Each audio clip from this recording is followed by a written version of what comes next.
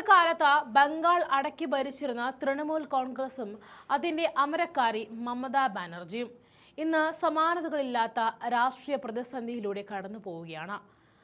അധികാരം നഷ്ടപ്പെട്ടതോടെ തൃണമൂൽ കോൺഗ്രസ് പൂർണ്ണമായിട്ടും പിളർപ്പിന്റെ പാതയിലുമാണ്. ഇതിനിടയിലാണ് പശ്ചിമ ബംഗാളിൽ നിന്നുമുള്ള ഏറ്റവും പുതിയതും ഞെട്ടിക്കുന്നതുമായ വാർത്ത പുറത്തേക്ക് വരുന്നത്. മുൻ മുഖ്യമന്ത്രി മമതാ ബാനർജി ഇപ്പോൾ സ്വന്തം വീട്ടിൽ തടങ്കലിലാണ് എന്നുള്ളതാണ് രാജ്യം കേട്ട ഏറ്റവും വലിയ വാർത്ത. ബാരിപൂരിൽ 12 വയസ്സുകാരിയായ പെൺകുട്ടി ക്രൂരമായി ബലാത്സംഗം ചെയ്യപ്പെട്ട് കൊല്ലപ്പെട്ട സംഭവം ബംഗാളിൽ വലിയ ജനരോക്ഷത്തിന് കാരണമായിരിക്കുകയാണ്.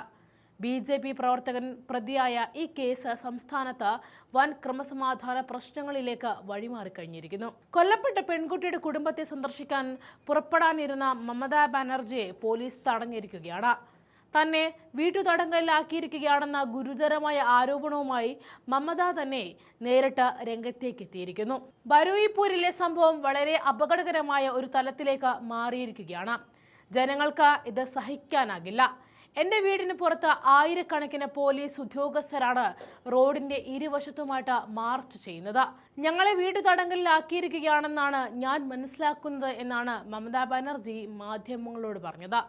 ഔദ്യോഗികമായിട്ട് പോലീസ് ഇത് സ്ഥിരീകരിക്കുന്നില്ലെങ്കിലും തന്റെ വീടിന് പുറത്തെ പോലീസ് സന്നാഹം ഇതിന് തെളിവാണെന്ന് അവർ ചൂണ്ടിക്കാണിക്കുന്നുമുണ്ട്.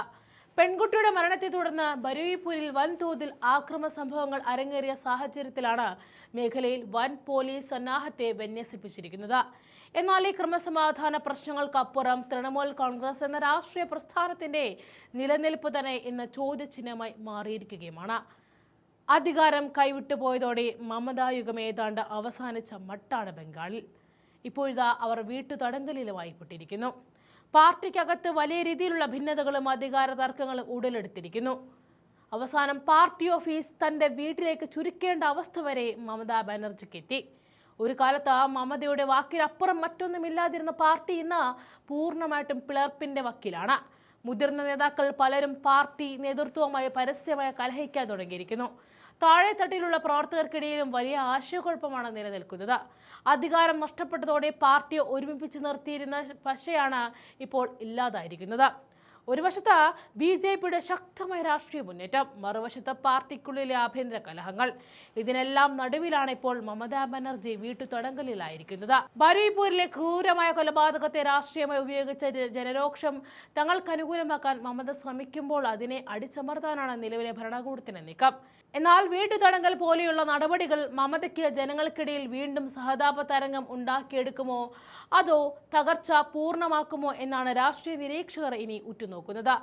എന്തായാലും തൃണമൂൽ കോൺഗ്രസിന്റെ ചരിത്രത്തിലെ ഏറ്റവും വലിയ ഇരുണ്ട കാലഘട്ടത്തിലൂടെയാണ് പാർട്ടി ഇപ്പോൾ കടന്നു പോകുന്നത്.